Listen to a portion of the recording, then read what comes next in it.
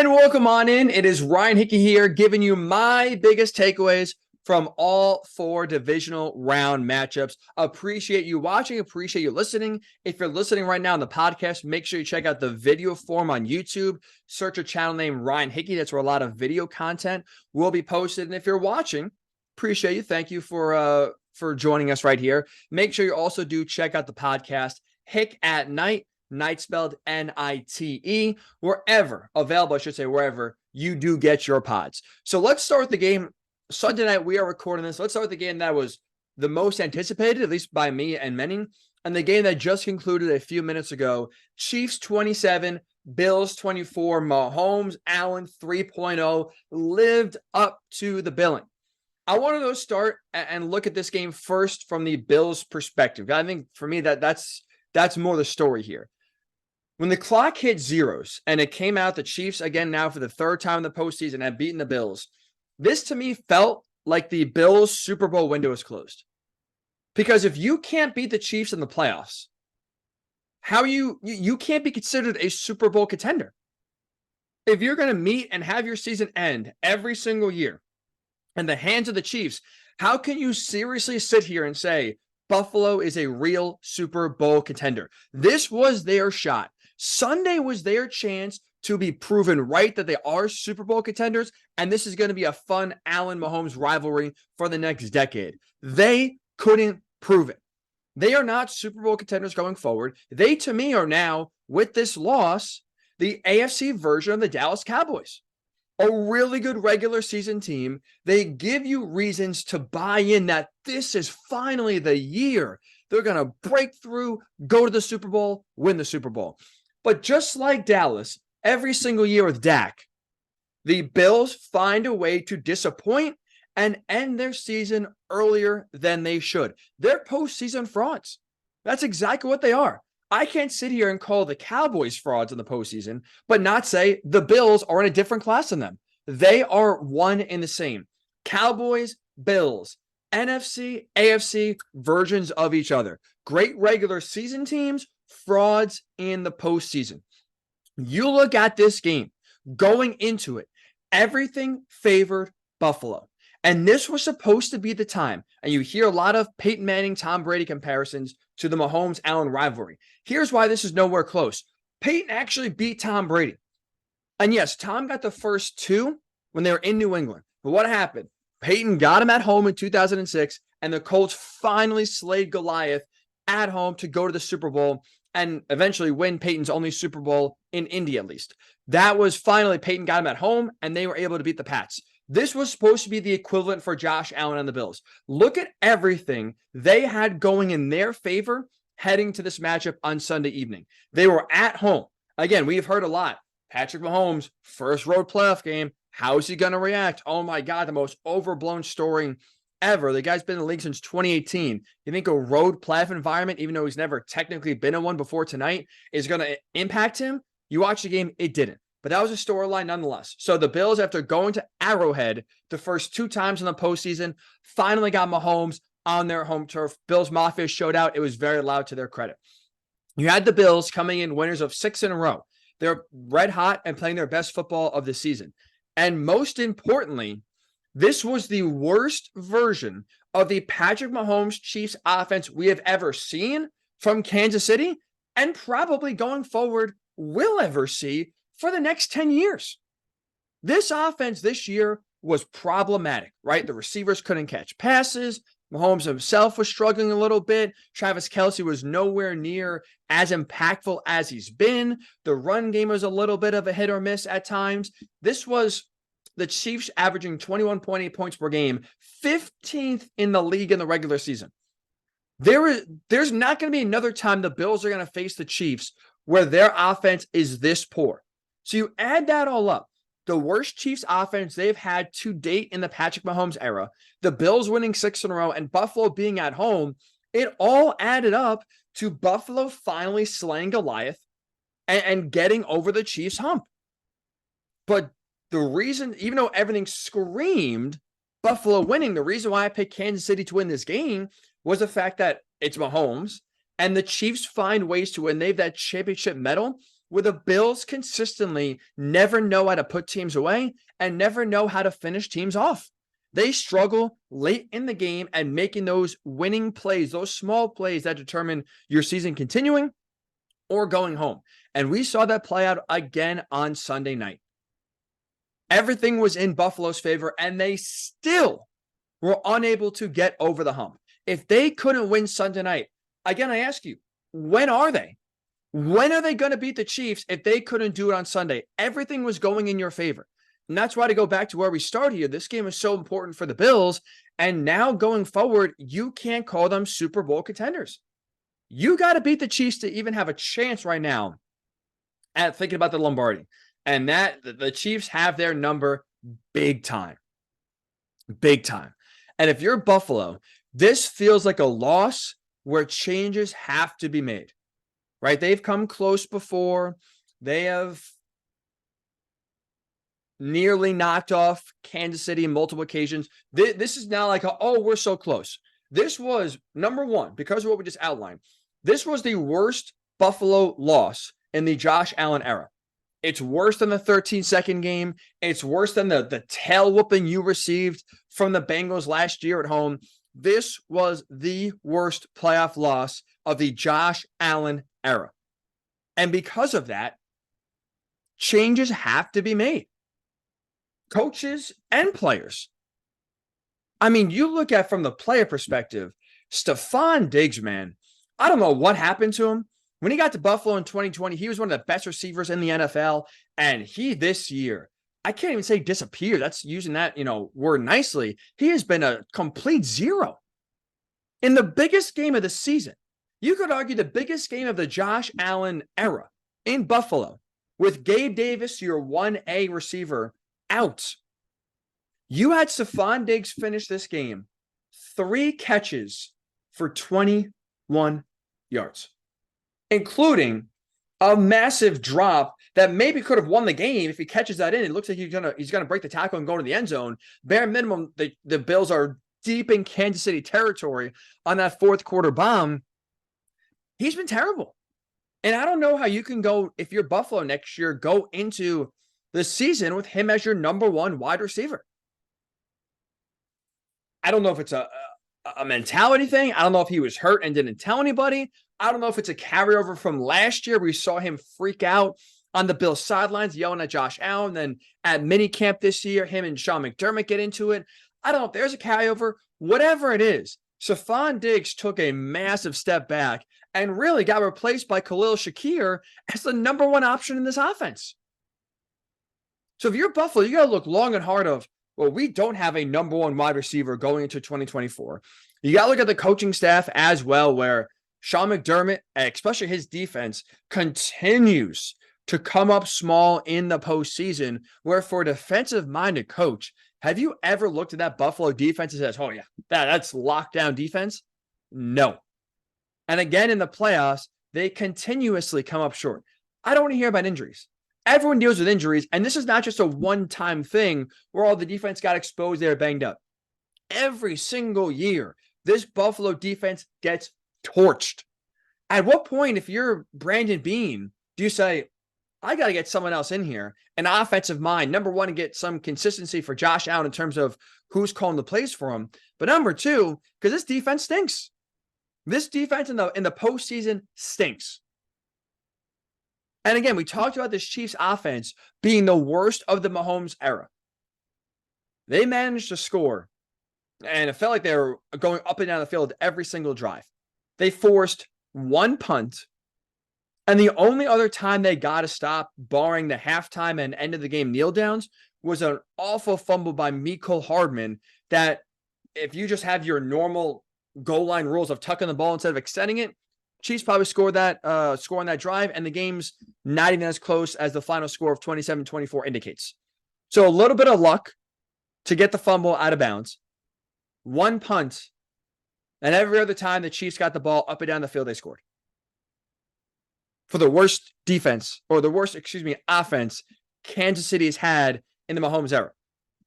This, again, if you're Buffalo, changes have to be made. Trades have to be made. Coaching, I think, has to be changed as well. At this point, I don't know if what you can do. You can't sit there and say, we're so close. The Bills get a lot of credit for losing, and they've not changed a lot of their core and a lot of the coaches because, oh, we're so close. We lose close in the playoffs. That's the definition of insanity at this point. It is the definition of insanity to run it back next year and think next year is going to be the year. I mean, you look at the Cowboys bringing Mike McCarthy back. That to me feels just like an awful decision because he does not help you out in the postseason. The Bills bringing Sean McDermott back, to me, it would be the equivalent. Bad decision. Got to be active. Try to get some playmakers on that offense. Because also part of the reason why this game was decided in Kansas City's favor was because you look at the Chiefs, they are more than Mahomes. They are more than Patrick Mahomes, which is scary. Personally, it feels almost unfair to say that. But Kansas City deserves so much credit for how they built their team because this year, especially with the offense and the receivers not performing very well, they have been carried by their defense and they've been bailed out by their run game. Two things Buffalo can't say. Josh Allen, I thought, was tremendous for most of the game. Got lucky in terms of putting the ball on the ground, wasn't recovered. Got lucky that an interception, was more dropped, and that could have been a game-changing play. Got hit a few times when receivers were open.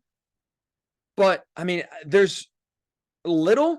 Maybe Allen could have done more, but for the most part, he did his part. And again, we're talking about a Buffalo team that is insanely reliant on their quarterback because the run game is not consistent and the defense can't get stops. And that was, again, shown on full display Sunday night. The stats are deceiving when it comes to running the ball.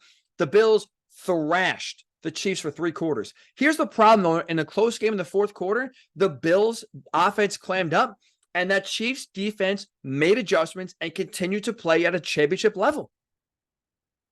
After the Bills scored a touchdown, they go up 24-20. About 3 minutes left in the third quarter. The final 18 minutes of the game in a one-possession game the entire way. After running up and down the Chiefs offense, the Chiefs defense for 2.5 quarters, Buffalo finished the game with 11 rushing yards on 7 carries the final 18 minutes of the game. So, and you can look, by the way, 0 points scored in the fourth quarter. Why was that? Because all of a sudden, they became one-dimensional because the thing that was working for 3 quarters was figured out.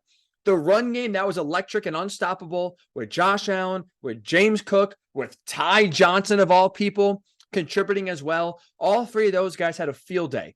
Fourth quarter, credit to Steve Spagnuolo, credit to that Chiefs defense for buckling down, tightening up, and all of a sudden now again, 11 rushing yards on 7 carries.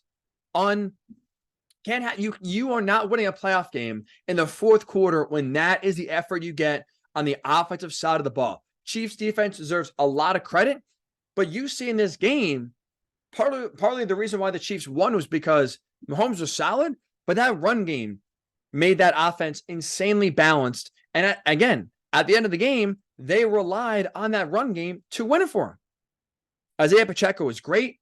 Chiefs as a team finished with 6.1 yards per carry and didn't give the chance to the Bills once the field goal was missed to get the ball back. Ran right down their throat, 2 plays, game over, good night. Run game, defense. The Chiefs in 2023 are more than just Patrick Mahomes. And you saw that in Orchard Park on Sunday night, and that is why the Chiefs are going to the AFC title game, despite their problems and despite them being the least potent Chiefs team we've seen since Mahomes became the starter. But the exact blueprint of why Kansas City won is the exact blueprint of why each and every year Buffalo falls short in the playoffs. They never get reliable help outside of Josh Allen. And Josh Allen was solid. He was very solid in this game. But he was not Superman. And the teams that don't need their quarterback to be Superman are the ones that go deep in the playoffs. So this was not on Tyler Bass with the missed field goal. That was, not close, obviously. But this game was lost before even the missed field goal. There was a lot of time left on that clock, and you look at how that Buffalo defense played. You cannot sit here with a straight face and tell me that if Mahomes get the ball with, I think it was like 137 to be exact, somewhere in that range, 90 seconds, let's just say, if he gets the ball back when 90 seconds in a tie game, you're really telling me Patrick Mahomes is not going to get this Chiefs team in field goal range, and Harrison Butker is not going to make a clutch kick in the playoffs? I don't believe you. I don't believe you. So the game was not lost on a missed field goal. To me, the game was lost before that because the entire fourth quarter, the Bills' offense stalled because they became one-dimensional. And even before that, too, they've had plenty of other missed opportunities, whether it's Stephon Diggs, whether it's Sherfield dropping a ball that was pretty close to being a game-changing play. The Bills never made that one play they had to make in order to win this game. If you're a Bills fan, I'm sorry. I really am sorry. It feels like you're cursed. I don't know if I don't know if you a soul was sold. I don't know if the city of Buffalo is built on an Indian burial ground. I have no idea why it feels like the city of Buffalo is cursed, and that curse only strengthens and gets, deeper with the wide right miss. Two words very famous in that city. Gut-wrenching. Absolutely gut-wrenching, but this is by far, I think, because of everything going in your favor, the worst loss of the Josh Allen era in the playoffs. And going forward, to me, the Bills are now the AFC equivalent of the Dallas Cowboys. Total playoff frauds that do not deserve to be believed in until they actually do it. Until they actually make the Super Bowl and win the Super Bowl, you can't believe in Buffalo. You cannot. It's a definition at this point of insanity. All right, let's go from that game to Saturday night. 49ers 24, Packers 21. I feel even stronger about the 49ers' chances of winning the Super Bowl coming out of this game than I did even going in. And that was someone who picked the 49ers to win the Super Bowl. I mean, that's not a hot take. A lot of people have now been on San Francisco for really since about even, the halfway point of the season when they start to separate themselves from everybody else. But this game makes me feel even better about the 49ers going forward. Here's why. Championship teams, they always find a way to win games when they don't have their A game. Right? It's easy when everything is clicking to win a game, when your offense is playing great, your defense is playing great, turnovers go your way, like luck is in your favor. When things go your way, it is easy to win. But true championship teams find ways to win when they have their B, their C, hell, maybe even their D games sometimes. And the 49ers, you look at how they played overall. I mean, I would assess it right now is like C+. They played their C+ game on Saturday night against the Packers. But think about that. They played C+ in the postseason and won with their quarterback playing awful. That to me is impressive because I don't see that performance replicating itself again either in the NFC title game against the Lions or in the Super Bowl. This to me was the worst playoff game the 49ers are going to play this year, and they still found a way to win.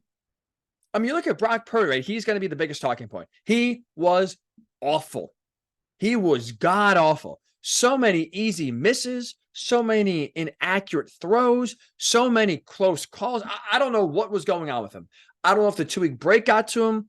I don't know if he just was sick, forgot to put his contacts in. Maybe that happened. He wasn't seeing the defense right.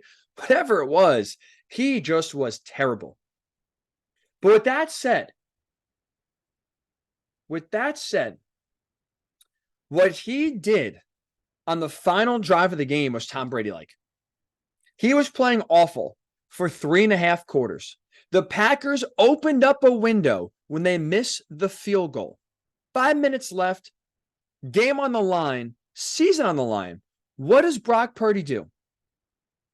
Despite all his misses, goes 6 of 7 on the final drive. The one incompletion, by the way, was a George Kittle drop wide open and just inexplicably dropped the football. Otherwise, it was a perfect drive from Purdy. Had a big-time rush that eventually set up the next play, the Christian McCaffrey rushing touchdown. When the 49ers needed a drive, Brock Purdy locked in, dialed in, and delivered. right down the field, some big third down throws, some tough throws in tight windows. For how bad he was for 3.5 quarters, the opposite of that, that's how good he was on that final drive to win. That is Tom Brady like. What we saw on Saturday night was Tom Brady like from Brock Purdy. Really, really, really bad. But when you need to drive the most, when the game is on the line, there's never a doubt about Tom coming through. See, again, as a Colts fan, I've seen it too many times. Brady ripped my team's hearts out, rip your team's heart out as well. He did it to everybody. But this was a guy that when you needed it, that gotta have a drive, he found a way to do it each and every time. And Brock Purdy, I know he's not had a lot of examples or a lot of chances, I should say, in his young career, but that's exactly what Brady would do. Game on the line. We need a play here. We need a touchdown. I'm leading you down the field. Was tremendously accurate, was very decisive. Again, made some big time throws on third down. He was awesome. I got a lot of pushback on that Tom Brady comparison on social media. And I don't get why. That's exactly what Tom would do. And we are seeing it from Brock Purdy. Look, the Brock Purdy disrespect, again, if you are a hater, you could parade around and champion the first 3.5 quarters of, oh, Brock Purdy sucks, get a new quarterback in 2024. Should we see Sam Darnold start next week? You could parade that around. I'll just point to the final drive of the game. When you got to have it, he came through, and expect that next week he's going to be a lot better. I don't see how, if you're a Brock hater, doubter, that you could look at that game and say, yeah, he sucks, he's done. He was bad. But I think it's even more impressive when you've been that bad for that long of a game that you can mentally forget it, lock in, and deliver when your team needs you the most. That's what Tom Brady does. And that's what Brock Purdy did on Saturday night. And so now you look at the 49ers, again, with Detroit coming to town, there is, to me, no way, offensively, defensively, they're going to play as poorly next week as they did on Saturday night. Purdy will be better. That Lions secondary, boy, oh boy, we'll get to that game here in a second. They are poised to get picked apart. They have won, in spite of their defense right now, the first 2 weeks, or the first 2 playoff games. And that Niners offense, man, I think, are going to take that Detroit defense to the woodshed. They're going to make, I think, Detroit pay for that poor defense they've had so far throughout the playoffs. So I think defensively, San Francisco will tighten up. We should, still early again, recording this on Sunday night, so there's been no official word yet about Deebo Samuel's status. I'll just say, just as an opinion, I'll be shocked if Deebo does not play next week. Which also, again, by the way, makes what Brock Purdy did even more impressive. Your number one receiver is out for most of the game. You have guys like Conley coming in and making plays late. Guys that you normally are not relying on, now all of a sudden are thrust into the big-time moment with your season on the line, and Brock still managed to find a way to get the drive done in order to keep the season alive for San Francisco. That is impressive. That should not be overlooked, I think, in my opinion. So I think the 49ers, we knew they had the talent, right, to win a Super Bowl. It's obvious. But one question was, well, how does Kyle Shanahan, how does he treat being down in the game? How does his team respond when they basically, led and blown a lot of good teams out? How do they respond when things don't go their way? And can they show that championship mettle that it takes to, in the big moment, stay calm and just make a play when you need one? I think a lot of those questions were answered by the 49ers on Saturday night. Didn't panic, remain calm, and got the job done. Props to San Francisco. Again, I think they're going to the Super Bowl and winning it. I feel even stronger about that take now coming out of this game because of the adversity they faced and still found a way to win. By the way, on the other side, really fast, to the Packers, you talk about the best possible outcome for this season. Obviously, you want to win the Super Bowl. That's the best outcome. Fine. But realistically, no one even thought this Packers team was going to make the playoffs. With Jordan Love and a lot of young wide receivers and tight ends, all year one and year two guys, this is just like a prove-it year of, can you at the end of the year say that you found the guy in Jordan Love. And if that answer is yes, I don't care what the record is, you could call that season a success for San Francisco, for Green Bay. And I mean, getting to the playoffs, winning a playoff game, and Love playing well in San Francisco, minus the final throw of the game that was forced and unnecessary, you are feeling great right now if you're Green Bay with a young quarterback, a lot of young and cheap weapons at receiver and tight end, a run game that with Aaron Jones healthy is really freaking good, a solid offensive line. Look, defense definitely needs adjustments for sure. They played better in the two playoff games compared to the regular season, but you have to feel really, really good right now if you're a Packers fan, that your future is bright. And if you are the Bears, I mean, you have to be sick to your stomach that the Packers just keep on finding great quarterbacks and you cannot. If you're the Vikings, you got to feel like, here we go again. We got another team we got to worry about for another 10, 15 years. Lions, that's not going to be an easy out. That could have been your division for the next 5 years easily.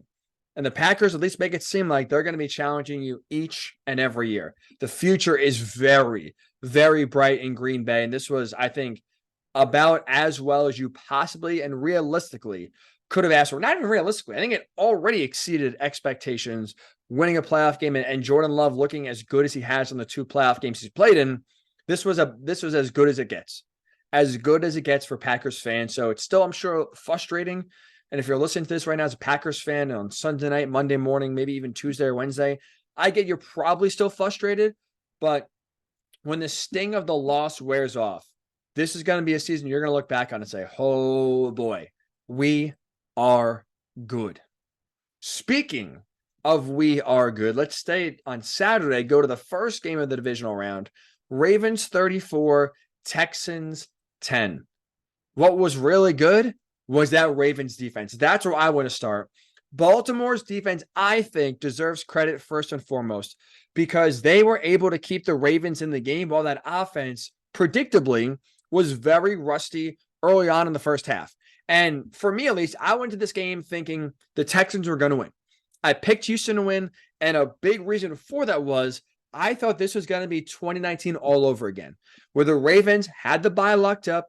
Back in 2019, they rested their starters, 2 weeks off, came back against Tennessee, was insanely rusty. Lamar couldn't get anything going. Derrick Henry and Ryan Tannehill carved him up. Well, really, Derrick Henry did. Ryan Tannehill didn't do much. And they trailed the entire game and got embarrassed at home. 14-2 to first, one playoff game and done. And honestly, I was looking at this game thinking the same thing was going to happen.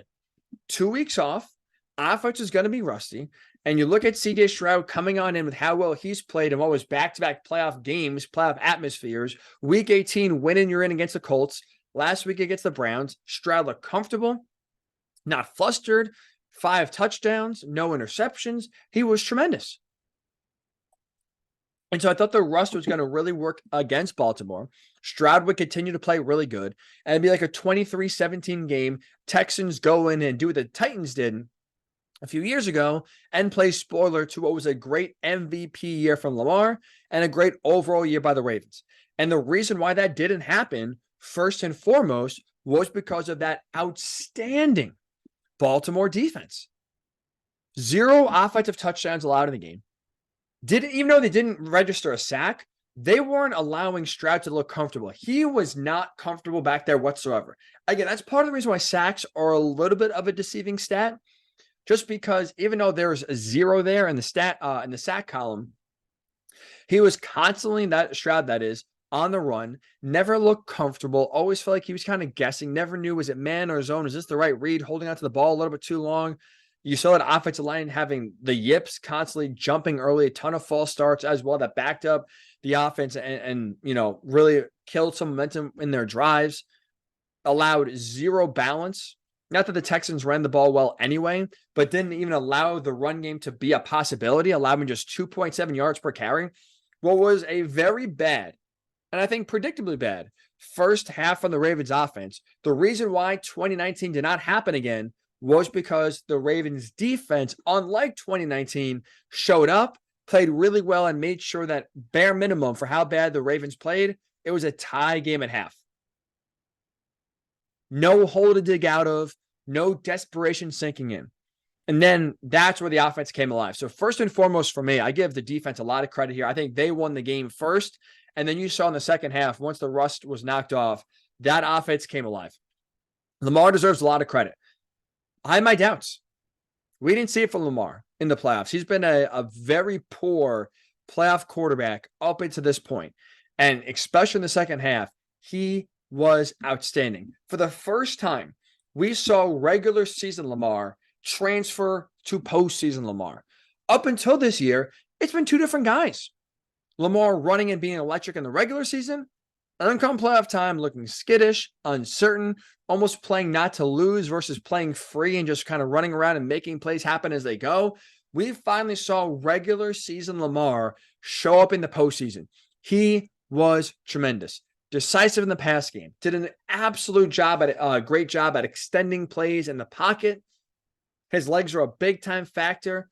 100 yards, but was also decisive too. When he was running, he dropped back and sat back a lot. Really gave his receivers time to get open. The offensive line, although there's a little bit of a rough patch there late in the first half where you're looking at him and that Texans defensive line is getting home. You're like, oh boy, this could get ugly here in the second half. They did a really good job. The offensive line did for Baltimore of giving Lamar time, creating a pocket, not having him, be flushed out or having to deal with pressure. They did a really, really good job, not just at pass protection, but running the ball in the run game. Averaged 5.5 yards per carry. The Ravens did for the game, 229 yards as a team. If that run game continues and is able to carry over next week against the Chiefs, look, I have been someone who does not pick against Patrick Mahomes. I've been all in on the Chiefs. Again, for a while now. I know, shocker. But let me tell you, I have a tough time, at least right now, early on as we sit here Sunday night. I have a tough time picking the Chiefs, man. If we see that second half Ravens offense continue next week, I don't see Kansas City keeping up whatsoever, because when the run game is working for Baltimore the way it worked against Houston, and now all of a sudden Lamar's a big threat running, Justice Hill is a big threat running, and now all of a sudden that opens up the play action game for Zay Flowers, for Rashad Bateman, etc. This is going to be an impossible task for the Chiefs to try to slow down this outstanding Ravens offense. Really, really, really good to see from Baltimore. Number one, the rust get knocked off sooner, right? It took a half, but still able to knock it off before it was too late. Defense did a great job keeping the Ravens in the game in the first half when their offense was struggling. And we finally saw in that second half, regular season Lamar Jackson transfer over to postseason Lamar Jackson. This is going to be a hell of a game. Ravens Chiefs next week in Baltimore. Kind of like the Packers on the other side. If you're the Texans, again, this was a year that exceeded your expectations. You feel like you absolutely have a head coach in DeMeco Ryans. You absolutely have a quarterback in CJ Stroud. You absolutely have a top receiver, Nico Collins. I think if you're right now Nick Caserio, GM of the Texans, I think a big thing you focus on is getting better in the interior, both offensive line and defensive line, getting that run game established to, again, create more of a balance on offense. You don't want to be like the Bills. And again, I hope you see a theme, by the way, as we're talking about these games here. A lot of the teams moving on, Ravens, 49ers, Chiefs, they won not just on the play of their quarterback. 49ers ran the ball well with Christian McCaffrey. Ravens ran the ball really damn well, and their defense was elite. Chiefs ran the ball well, and their defense was clutch when they needed them to be. Quarterbacks played well when they had to, but it was more than just the quarterback as to why right now they are playing in the AFC and NFC championship games, respectively. Obviously, Buffalo's home in large part because it's Josh Allen and nobody else. And if you're the Texans right now, you got to make sure that's not you. It can't be CJ Stroud and nobody else. Part of that is, I think, addressing the interior, getting stronger inside to not allow a team like the Ravens to run down your throat again in the playoffs. And it's also for you to be able to run the ball better. get less hits on CJ Stroud, who does like to hold on to the ball a little bit longer and take more deep shots down the field. Well, getting an interior line to block well will go very far to that. So the future is bright. I think the outline for how you can improve is also there as well. But just a tremendous season from Houston. And obviously the Ravens, their great season continues to at least next week to host their first ever AFC title game, which is a note that I did not realize till that was said. Definitely would have assumed with how great the Ravens have been, going to the Super Bowl in 2000, going to the Super Bowl in 2012, you would have assumed they would have hosted an AFC title game. Not the case. That, though, will change next Sunday. Let's wrap up with what has been easily the feel-good team of this season, the Detroit Lions. Right, coming into the year, a lot of people have picked them to make the playoffs, yours included. So it's not a surprise that they made the playoffs and played well this year. But boy, oh boy, now this fairy tale season continues to where they are one game from the Super Bowl. They beat the Bucs 31-23. It's weird to start here because they've been very bad. This is where I want to start. I want to give the defense credit. The Detroit defense, I think deserves credit. A lot like Brock Purdy in his performance on Saturday against the Packers. The Detroit defense now 2 playoff games in a row has gotten toasted in the pass game. Burnt toast, you name it. They have just been absolutely burnt to a crisp by Matthew Stafford and now by Baker Mayfield 2 games in a row. But 2 games in a row, they have come up with a clutch stop or stops to win them the game. Last week, Matthew Stafford, Puka Nacua, and co. had a field day in between the 20s. But the Lions defense deserves a lot of credit because in the red zone, when it comes to scoring touchdowns, the Rams are 0 for 3. That game was won right there in a 1-point victory. Was won because 3 trips into the red zone resulted in 0 touchdowns for LA. In this game, Baker having the ball, chance to tie the game and go to overtime, you get Derek Barnes with the interception and game over. Defense comes up with the stop when they needed it the most. Tremendous for Detroit. Again, a defense that's gotten toasted. I think it's easy to mentally go into the can, doubt yourself, and say it's not our day, we're screwed. They didn't do that. And now 2 games in a row made the decisive play in order to keep the Lions season alive. Not pretty. I don't think that they're going to be able to go to San Francisco and play the way they have against the Rams and the Buccaneers and win the game. But when they needed them most, they have made now plays 2 weeks in a row. That's first and foremost. Another thing I want to bring up here that does bother me from like a narrative perspective that I think was proven false in this game specifically, but all season long as well, is the notion that you can't draft a running back in the first round. That it's stupid, that it's a waste of a resource to draft a running back, which is now a devalued position, drafted them high in the first round. It doesn't make any sense because what really should be talked about is giving running backs second contracts. But when you have a tremendous impact player that you can draft with pick number 12, like the Lions did with Jahmyr Gibbs, I don't care what position they play. If they contribute and they are an impact player, drafting them in the first round is smart. The Falcons don't regret drafting Bijan Robinson. The only thing they regret is that Arthur Smith, for whatever reason, hated him. Didn't want to get him on the field. Didn't want to use him. That Falcons job, to me, is the most attractive in the league, in part because of Bijan Robinson and what you can do in both the run and the pass game to open up mismatches and get a lot of points on the board through Bijan. And so when the Lions made their drafting trade and moved around in order to basically landed at Jahmyr Gibbs, I applauded the move. It was criticized by most. I applauded the move because Jahmyr Gibbs is an impact player. And we see to date the biggest Lions home playoff game of their franchise history. Who was the biggest impact player in the game? It was Jahmyr Gibbs. It was the guy that a lot of people criticized the Lions for taking so high up in the draft. Totaled 114 yards today, 8.2 yards per carry, had the go-ahead touchdown on a really nice 31-yard rush, was a threat in the pass game, threat in the run game. He was tremendous. He forced what is a really good run-stuffing Tampa Bay defense to now leave them guessing, playing on their heels, and his playing, I think, had forced Tampa Bay now to use extra resources that open up the passing game. So I hope this is a lesson for those that say, oh, you can't draft a running back in the first round. What an awful mistake. It depends what team you are, number one. But impact players that are walking mismatches, I don't care what position they play. You take those players because smart, good coaches figure out how to use them and figure out how to make the most, their value the most.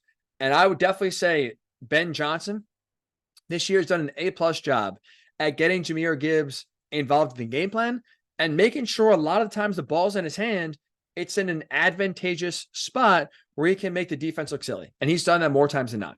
So I think, again, this is the time to bring up that draft pick and say, it's foolish to look at that pick and say, oh, bad pick. Can't take a running back in the first round. Impact players deserve to be taken high. I think position at that point is irrelevant. Credit to Jahmyr Gibbs. Credit to this front office of Detroit.